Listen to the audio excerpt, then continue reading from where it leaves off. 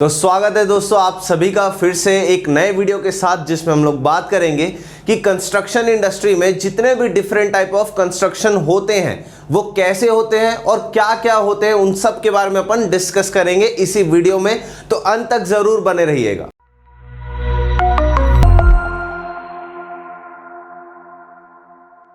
Welcome to the world of civil Guruji. मैं corporate trainer Kishan ओझा आप सभी का फिर से स्वागत करता हूं आज के इस वीडियो में, जिसमें हम लोग बात करेंगे कि डिफरेंट टाइप ऑफ कंस्ट्रक्शंस क्या क्या होते हैं। तो the different types of building construction systems commonly found in the world today. Basically ये चार के बारे में मैं बता रहा हूं, इससे अलावा भी और चीजें हैं। ये चारों अब ज्यादा यूज होते हुए देखेंगे आज की डेट में। सबसे पहला तो आपका कॉन्क्रीट फ्रेम कंस्ट्रक्शन, दूसरा स्टील फ्रेम कंस्ट्रक्शन, तीसरा है आपका लाइट गेज स्टील कंस्ट्रक्शन और प्री इंजीनियरिंग बिल्डिंग कंस्ट्रक्शन। अब ये चारों का मैं एडवांटेज बता देता हूं आप लोगों को। ये जो कंक्रीट फ्रेम कंस्ट्रक्शन है ना, ये तो ज्यादातर यूज होता ही है। स्टील फ्रेम कंस्ट्रक्शन भी एक न्यू टाइप की टेक्नोलॉजी है। LGSF भी जो होता है आपके लाइट गेज स्टील फ्रेम्स, वो भी एक नए हैं। तो अगर आपको अपना परस्यू करना है करियर तो आप कर सकते हैं बिल्कुल लाइट गेज में, और प्री इंजीनियर्ड बिल्डिंग में भी आप कर सकते हैं। बाकी जो कॉमनली यूज बिल्डिंग है जिसको हम लोग कॉन्क्रीट फ्रेम स्ट्रक्चर बोलते हैं, इसमें भी आप अपना अच्छा खासा करियर बना सकते हैं। अब कॉन्क्रीट फ्रेम स्ट्रक्चर क्या होता है देखते हैं बेसिकली। तो ये सबसे ज्यादा कॉमनली यूज होने वाली कंस्ट्रक्शन है, जिसमें आपके this type of building consist of a frame और स्केलेटन ऑफ कंक्रीट। अब यहाँ पे इसको स्केलेटन ऑफ कंक्रीट क्यों बोल रहा है? जैसे हम लोग की बॉडी है, हम लोग के अंदर स्केलेटन है, स्केलेटन के ऊपर स्किन है। तो यहाँ पे जो इस टाइप का कंस्ट्रक्शन होता है उसका स्केलेटन आपका कंक्रीट होता है।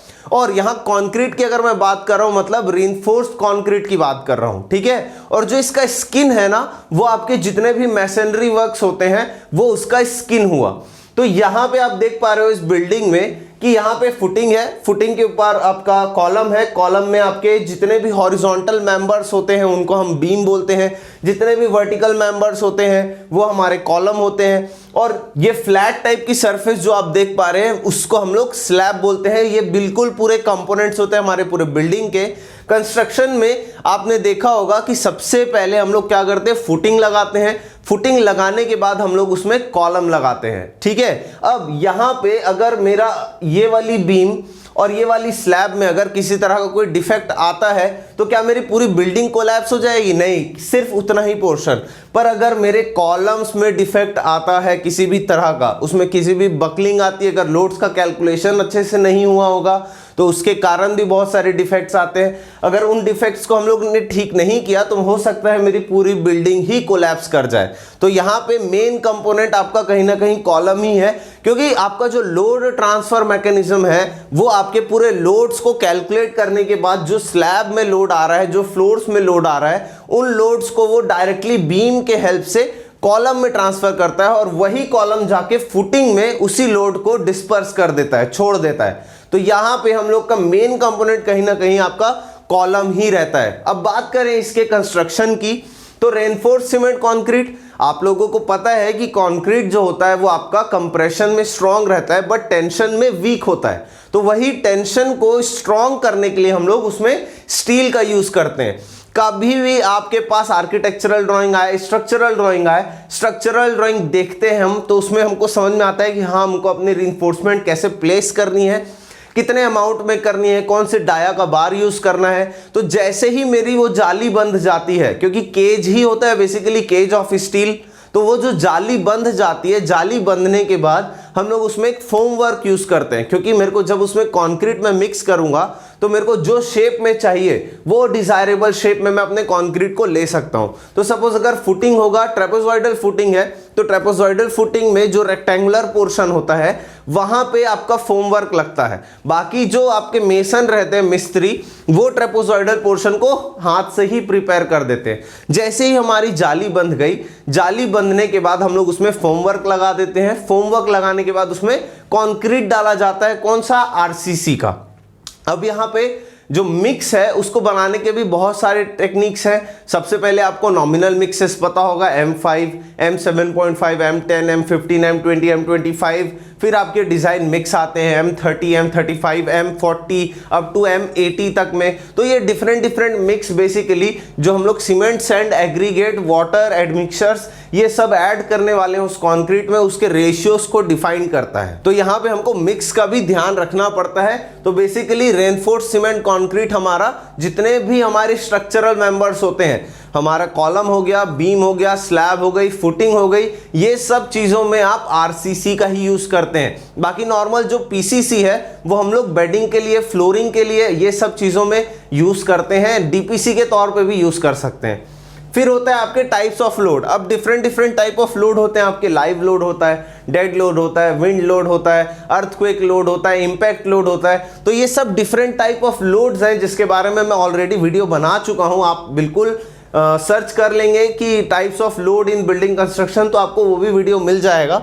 तो यहाँ पे जो हम लोग IS कोड फॉलो करते हैं वो IS 875, उसमें जो भी 5 पार्ट्स हैं उन सब 5 पार्ट्स का रेफरेंस लेके ही इस कंक्रीट के फ्रेम स्ट्रक्चर को प्रिपेयर किया जाता है। यहाँ पे हमारा मेन एम यही होता है कि हमारे पास आर्किटेक्चरल ड्राइंग हो और स्ट्रक्चरल ड्राइंग हो। आर्किटेक्चरल ड्राइंग में आपको पूरे स्पेसिफिकेशन मिल जाएंगे कि आपको कहाँ से कैसा ब्रिक वर्क करना है, कैसे आपके कॉलम्स की पोजीशनिंग होगी, वहाँ पे सेंटर लाइन लेआउट डायग्राम भी मिलेगा आपको। स्ट्रक्चरल ड्राइंग में जाएंगे आप तो आपके पूरे कॉलम का पूरा रीइंफोर्समेंट डिटेल्स, फुटिंग का रीइंफोर्समेंट डिटेल, बीम का, स्लैब का, तो ये सब डिटेल्स पढ़ते हुए अपने को एग्जीक्यूशन करना है। एग्जीक्यूशन में बस यही है कि कंक्रीट फ्रेम स्ट्रक्चर में सबसे पहले आपके पूरी कॉलम्स को प्रिपेयर किया जाता है। कॉलम होने के बाद स्लैब कास्टिंग होती है। स्लैब कास्टिंग के साथ साथ बीम भी हम लोग लगा देते हैं उसमें। फिर उसमें ब्रिक वर्क होता है और फिर फिनिशिंग वर्क होता है। ठीक है, तो ये आपका पूरा कंक्रीट फ्रेम स्ट्रक्चर के बारे में था।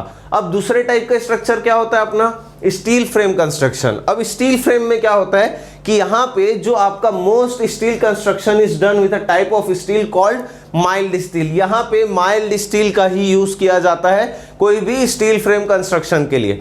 अब यहाँ पे हॉट रोल्ड सेक्शंस भी हो सकते हैं, कोल्ड रोल्ड सेक्शंस भी हो सकते हैं। अब हॉट रोल्ड में आपके जो भी आई सेक्शंस हो गए, कोल्ड रोल्ड में आपके जितने भी सी सेक्शंस हो गए। I section basically as a column के सपोर्ट के लिए दिया जाता है, बीम में यूज किया जाता है।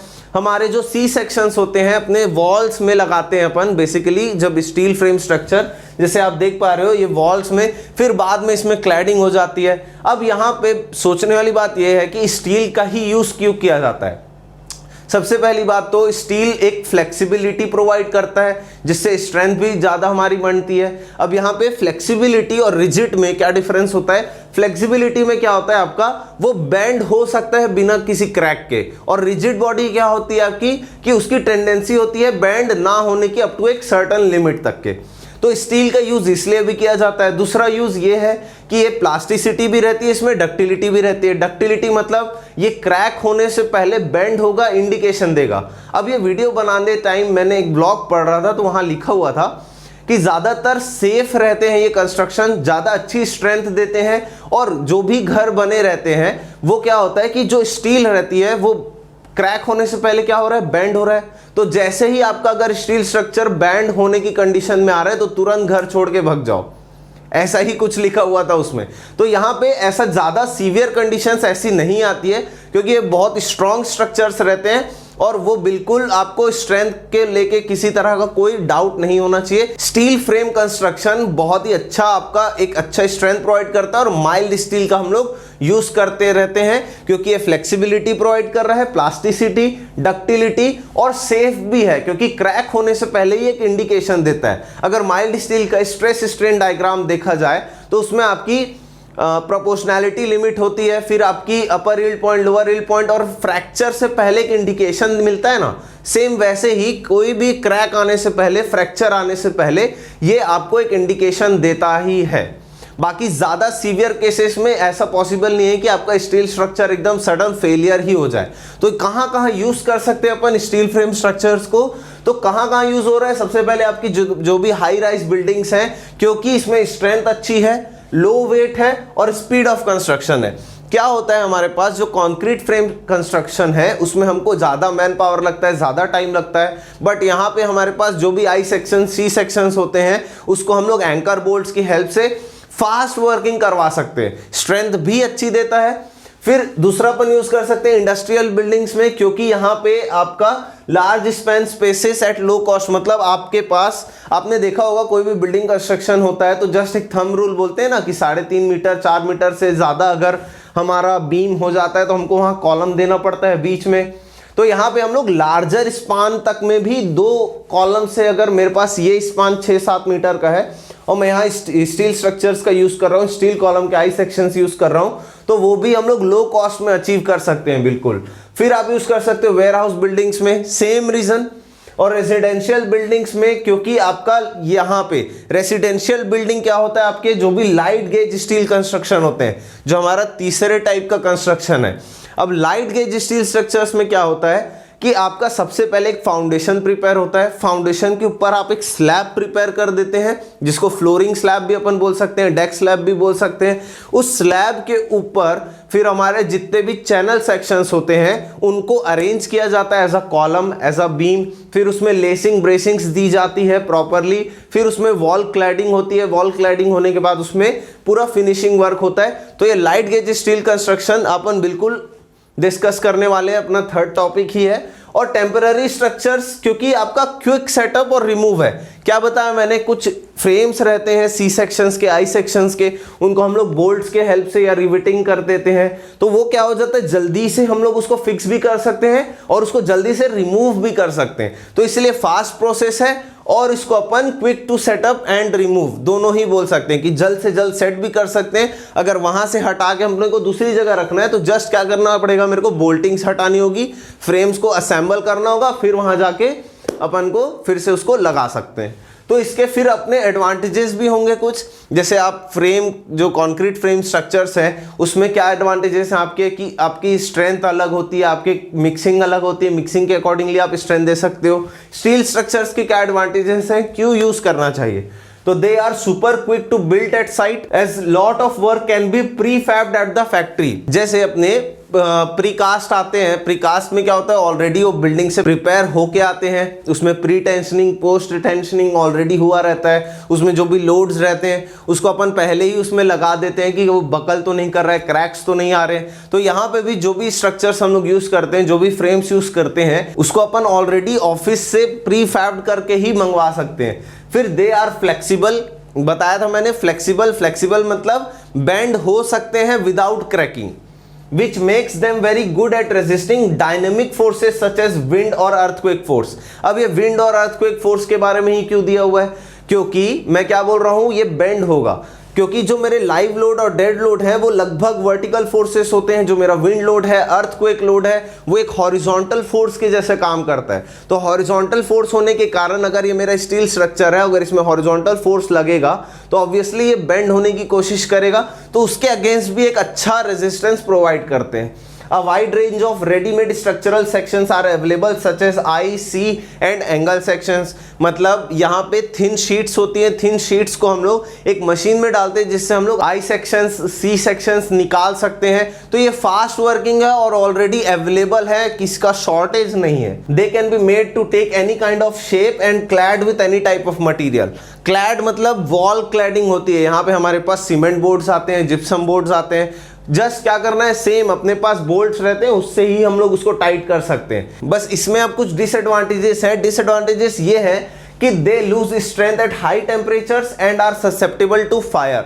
मतलब हाई टेम्परेचर के अगेंस्ट इनका रेजिस्टेंस ज्यादा अच्छा नहीं है, इसलिए कहीं कहीं पे आपने देखा होगा कि जब वॉल क्लैडिंग हो जाती है तो उसके बीच में रॉक वूल या हम कुछ फाइबर्स का यूज करते हैं जो उस हीट रेजिस्टिंग इंसुलेशन प्रोवाइड कर सके। तो ये इसलिए भी यूज करते हैं और ये भी डिसएडवांटेज है कि they are not susceptible to fire, इसलिए हम लोग रॉक वूल का यूज करते हैं। फिर they are prone to corrosion in humid और मैरीन एनवायरमेंट्स। मतलब कि अगर आपके स्टील स्ट्रक्चर्स रखे हुए हैं साइड पे, अगर ज़्यादा बरसात हो जाती है, ठीक है, या ज़्यादा पानी गिर जाता है, तो उसके कारण ये हो सकता है कि उसमें कुछ कोरोजन प्रॉपर्टीज आ जाए।